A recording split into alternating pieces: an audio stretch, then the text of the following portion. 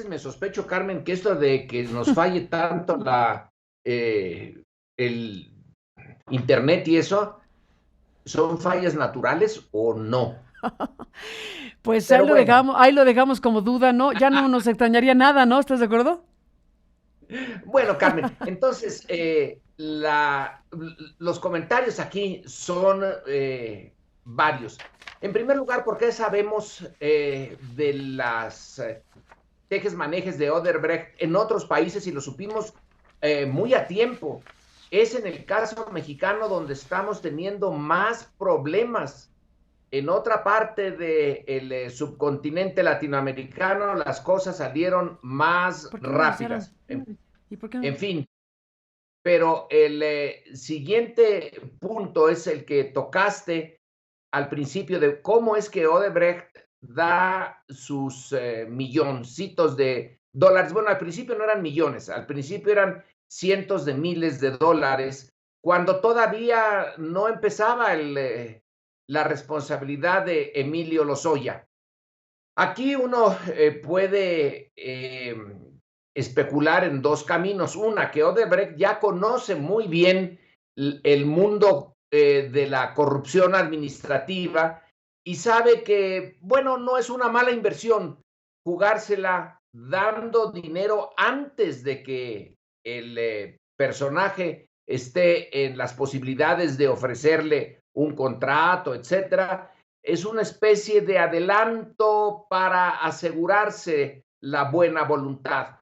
Seguramente esto ya lo tienen bien pensado en otras ocasiones y no ven del todo una pérdida de dinero, o si lo pierden, no es gran cosa comparado con lo que pueden ganar. Entonces, aquí empezó antes. También se puede uno ir por otro camino y especular y decir, bueno, se dio el dinero como parte de una contribución para la campaña electoral del 2012. Es una posibilidad, no es una certeza, pero por ahí van las cosas. Y luego ya viene el monto duro, que yo no sé a ti, Carmen, qué te parezca esto, pero no es muy grande comparado con las operaciones que se hacen en México y en otras partes. 5,5 millones de dólares, bueno, sí son importantes, pero no es Son una 10. cosa excepcional. Son 10 millones, Pareciera. oye, son 10 millones de dólares en diferentes momentos, 10.5 más o menos en diferentes momentos. Sí, ciertamente, si estamos hablando, por ejemplo, del contrato de más de 1.400 millones, que es uno de ellos, bueno, sí parecería una cantidad pequeña en relación al volumen de contratos que Odebrecht tiene y tiene con México, porque no se han cancelado, por cierto, hay contratos que están en ¿No? curso y entonces, bueno, la cantidad de millones que se otorgaron a esta empresa relacionados con esta pequeña propina, porque hasta la palabra que se utiliza es propina, pues sí, en proporción del asunto parece pequeño, pero no sabemos si es solamente eso o si con eso tuvimos suficiente para tener una conducta cuestionable. Bueno, entonces quiere decir que si fueron más, todavía falta mucho por rascar, por investigar.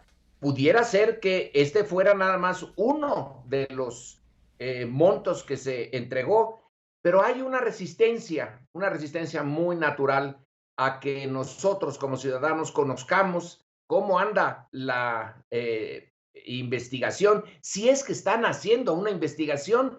Aquí pareciera que todo queda a lo que nos digan los brasileños. En esta información que nos dieron el fin de semana, ya hay hasta el número de cuenta de ciertas cantidades que pasaron de Odebrecht, pues a unos bancos que el propio Lozoya se dice pidió. Ya es posible investigar directamente en las cuentas. Hay que tener como, digamos, trasfondo de esto, que la Secretaría de Hacienda históricamente ha tenido capacidad de investigación.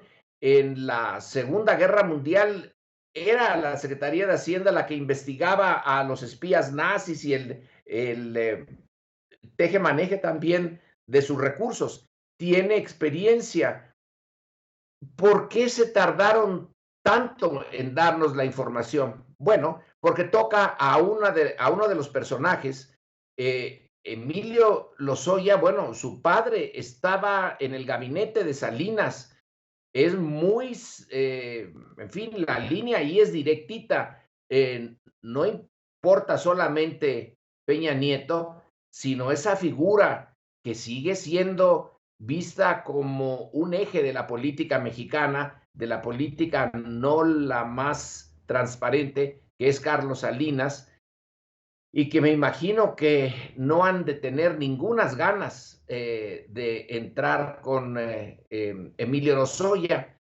No sé si realmente esto va a ir más a fondo, pero finalmente están aquí los jóvenes como Duarte, como Lozoya, los jóvenes de los que se rodeó el actual gobierno, unos como gobernadores, otros como tecnócratas, que están dando como resultado que son los más propicios a la corrupción. Ahora, como dice el abogado de Lozoya, no está probado, aunque en el caso de otros países de América Latina sí ya está probado.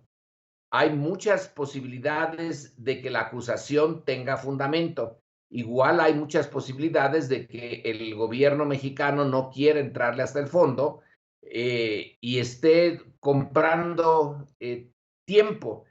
En cualquier caso, ya la acumulación de sospechas y casos probados de corrupción va siendo una de las graves, pues, piedrotas, de las grandes piedras en el camino del PRI para el 2018. Ahora sí que en México, quien vaya a depositar su voto en el año que viene, es imposible que no tenga en cuenta este tejido enorme de corrupción en torno al viejo partido de Estado que sigue siendo, pues, lo que siempre fue una gran maquinaria política que tiene como uno de los cementos, de los pegamentos entre sus miembros, pues la posibilidad de la corrupción y finalmente, Carmen, la sensación de que se nos desmanteló a Pemex, se le echó del centro que tenía como una de las industrias nacionales más importantes, como la imagen de la nave capitana de nuestro nacionalismo y de nuestra posibilidad de hacer las cosas por nosotros mismos. Se desmanteló Pemex. ¿En aras de qué? En aras de esto. Odebrecht no es más que un pedacito del montón de piezas que se movieron para dejarnos prácticamente sin Pemex y entregársela a otros intereses, a otras empresas de otros países. Pero finalmente, ¿para qué? ¿Qué es lo que hemos sacado como nación, como una estructura nacional de este tipo de política? Claro que han tenido ganancias espectaculares quienes intervinieron en estas privatizaciones y desmantelamiento de Pemex, pero nosotros como conjunto, pues lo único que tenemos es esto, una serie de incidentes, de ejemplos de corrupción que realmente son desalentadores. ¿Cuál es el proyecto que realmente implementa el gobierno de Peña Nieto, el PRI? ¿A dónde quieren llevar a México? Pues por el momento se ve que en parte a sus bolsillos y luego en el gran proyecto nacional, pues no hay ninguna esperanza, luz al final del túnel. Estamos viendo caso tras caso tras caso de corrupción.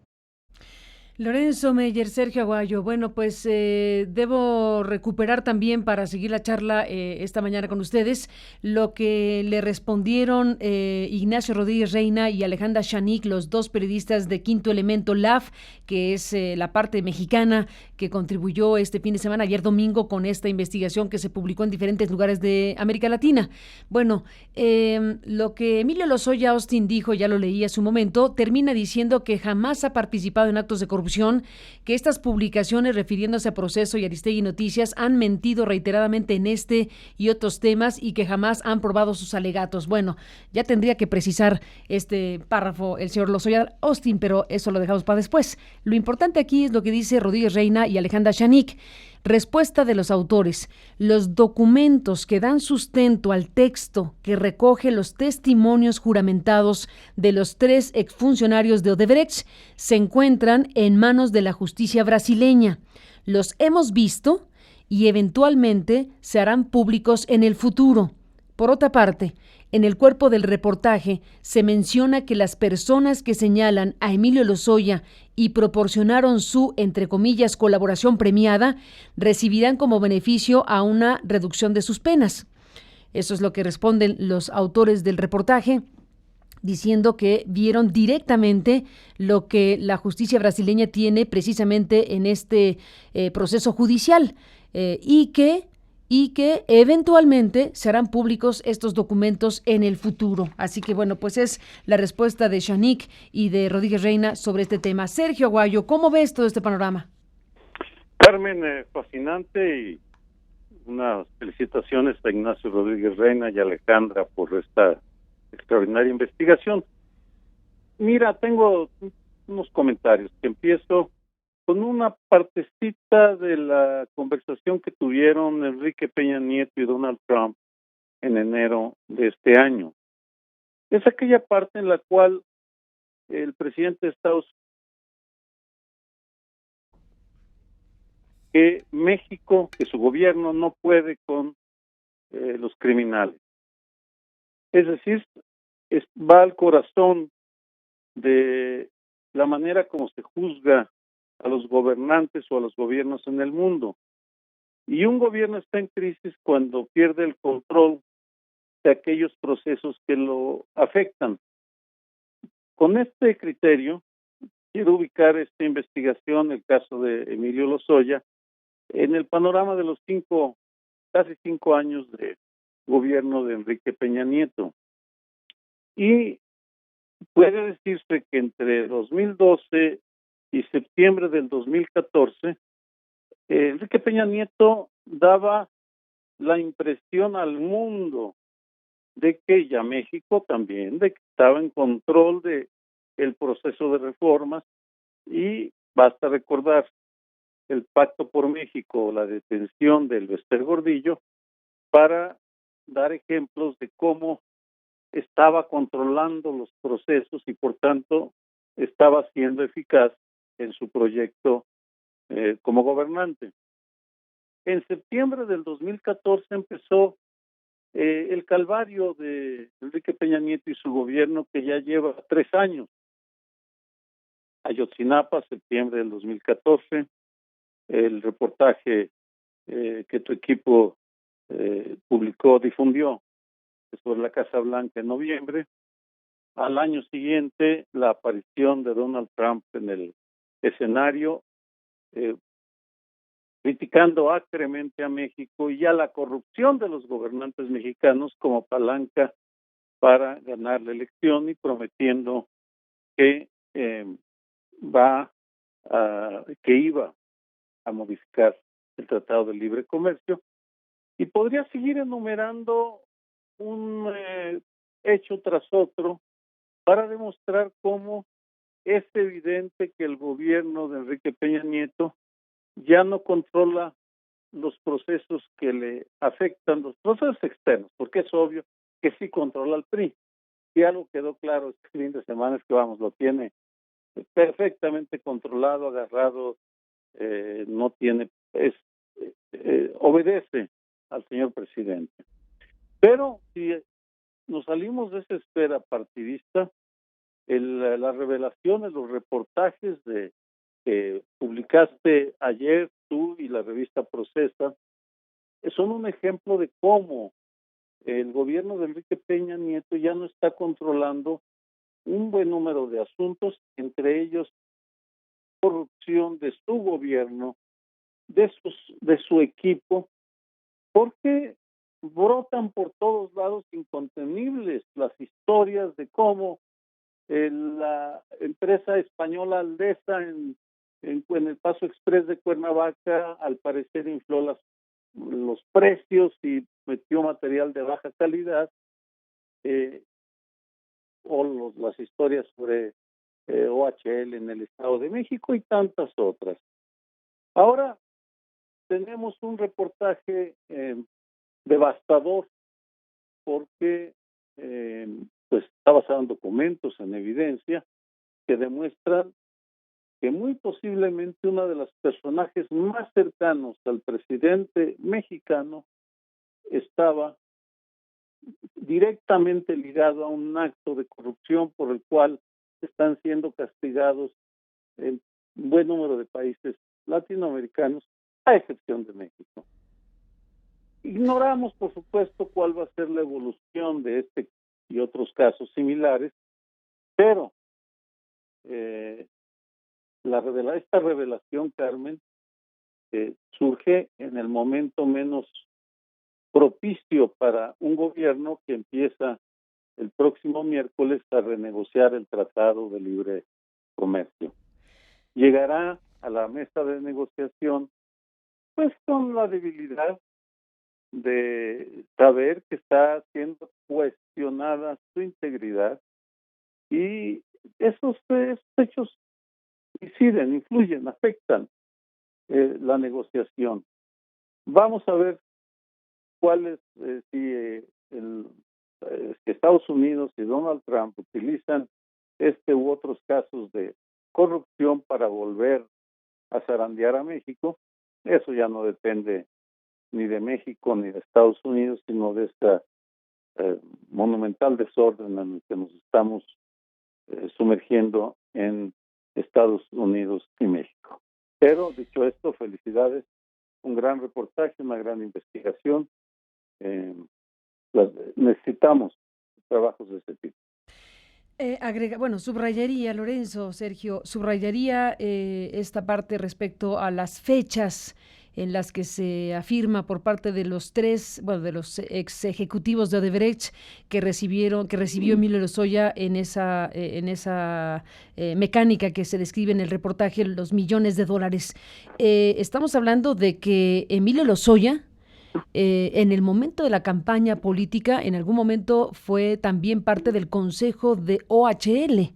Que no se nos olvide que Emilio Lozoya estuvo relacionado directamente con OHL, esa otra gran empresa, en este caso española, que junto con Odebrecht, pues han sido las dos empresas o conglomerados, en este caso español y brasileño, que más escándalos han dado en los últimos años a nivel mundial en términos de corrupción política y de construcciones y licitaciones en diferentes partes del planeta.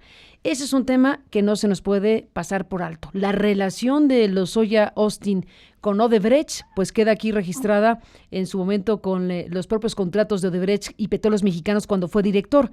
Pero antes de eso, OHL también estaba en la vida de Lozoya Austin. Incluso hay grabaciones que han circulado en el escándalo OHL, donde se menciona tanto a Emilio Lozoya como al actual presidente del Partido Revolucionario Institucional, el señor Ochoa Reza, entre otras cosas. Está lo que hace unos días nuestro colega Manuel de Santiago desde España nos comentaba.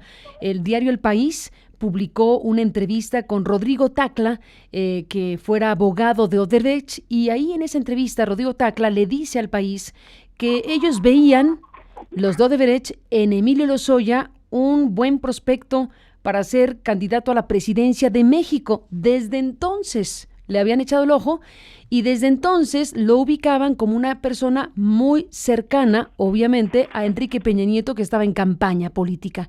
Así que nos tendríamos también, Lorenzo, que detener en imaginar, suponer o especular, si queremos, qué tipo de situaciones se dieron, hablando específicamente de las fechas, de los primeros millones de dólares en los primeros meses de 2012 y luego lo que habría venido después, que son los otros 6 millones de dólares ya siendo director de Petróleos Mexicanos. Eso me parece que, Lorenzo, no se puede pasar por alto. Tienes toda la razón y no se puede pasar por alto que Emilio Lozoya no tenía una experiencia en petróleo. Esa es otra cosa. Entonces, ¿en qué tenía experiencia Emilio Lozoya? Pues en eso, en las relaciones con OHL, con Odebrecht y con, supongo yo, otras empresas iguales. Se le puso entonces en Pemex, no por Pemex, no para darle a Pemex la calidad de dirección que en otras épocas sus directores sí llegaron a tener, cuando estaban comprometidas con la empresa, con el gran proyecto nacional y nacionalista de Pemex. Pero ahora se le deja la dirección de esa, de ese, pues, corazón de la industria nacional mexicana a alguien que no tiene experiencia en eso, pero que aparentemente tiene experiencia en otro tipo, eh, pues, de relaciones. Y ahí está una de las pruebas de que se ha decidido desde hace tiempo ir disminuyendo a Pemex en aras de otros intereses. Y aquí queda clarísimo, no es la primera vez que las privatizaciones, y en este caso se puede decir, pero ¿cuál privatización? Simplemente se le dio a una empresa que hiciera trabajos que, en fin, Pemex tenía que hacer. Pero estarle dando a empresas privadas, que viene ya de mucho tiempo atrás, los trabajos que en otros tiempos hacía Pemex directamente, es una de las maneras de irle dando al sector privado en el cual Lozoya tiene experiencia, a ese peculiar sector privado que hace los trabajos que el Estado mexicano quiere, eh, pero obteniendo unas buenas ganancias y repartiéndolas. Esta forma de operar de las empresas ligadas al Estado mexicano, pues es vieja, pero en los últimos tiempos se ha acelerado y acentuado. Entonces, Lozoya ahí está perfecto, no por Pemex, no por su conocimiento de la industria, no porque fuera un ingeniero petrolero que la hubiera visto desde tiempo atrás desarrollarse y que él se hubiera desarrollado en Pemex, como insisto, otros de sus directores sí lo hicieron, o al menos eran petroleros, sino gente formada en Pemex, sí en el petróleo, pero aquí no. Ahora, alguien puede señalar, oiga, pero Reyes Heroles, cuando fue director de Pemex, pues no era petrolero, pero sí estaba comprometido con un proyecto que incluía mantener a Pemex en primer lugar, un proyecto nacional. Ahora le dejan a Lozoya cuando ya se trata de ir utilizando las partes de Pemex antes de que quede pulverizado. Y en ese proceso, bueno, pues la corrupción, no nada más en México. Bueno, pensemos en la antigua Unión Soviética, ahora Rusia, también tuvo lugar ese proceso de desmembramiento de su industria petrolera para dársela a otros, y ahí se hicieron fortunas personales, se están haciendo fortunas personales bien importantes. Entonces, lo que nos está pasando es un capítulo de un tipo de política mundial que, bueno, es el propio de haber dejado al mercado y haber retirado al Estado de unas responsabilidades que en un tiempo tuvo y que ahora en el proceso de quitárselas, alguien sale ganando. Eh, y las fechas, como tú dices, bueno, pues son también importantes, por una o dos razones. O porque, insisto, la empresa ya conoce muy bien el modus operandi de la corrupción y entonces está dispuesta a adelantar dinero aún antes de que se concreten los cambios políticos, o porque era importante empezar a dar los dineros como una contribución a la campaña que iba a poner a Lozoya en un puesto importante y apostarle. Bueno, son empresarios, a veces arriesgan apostarle a que él iba a ser el presidente que sucediera a Peña Nieto. Esa sí es una apuesta grandota, porque cuántas veces en la historia política de México y sobre todo en la política del PRI, el que pareciera ser el candidato posible termina por no serlo. Yo creo que la mayoría de las veces. Pero si Odebrecht hizo su apuesta por ese camino, bueno, pues le salió mal, pero no le salió mal en otros aspectos de conseguir los contratos y la tenemos todavía aquí. ¿Cuánto tiempo más va a estar Odebrecht aquí? Pues el mismo que OHL, ¿verdad? Los escándalos se les vienen encima y son inmunes, tienen teflón. Siguen estando donde ellos apostaron que querían estar. Nos dicen la prensa, las investigaciones periodísticas, que ahí hay un montón de corrupción, pero no tenemos como ciudadanos la posibilidad de quitárnoslos de encima. Pues así están las cosas. Bueno, pues entramos en un corte de esta conversación, si me lo permiten, Lorenzo, Sergio. Sergio tiene que retirarse para irse a la grabación de Canal 11, así que te agradecemos muchísimo, Sergio, tu presencia aquí y seguiremos hablando con Lorenzo unos pocos minutos más. Pero gracias, Sergio, por estar aquí esta mañana. Buenos días y un abrazo. Un abrazo, Carmen, para Gracias. ti y para Lorenzo. Hasta Igualmente. luego. Bueno, pues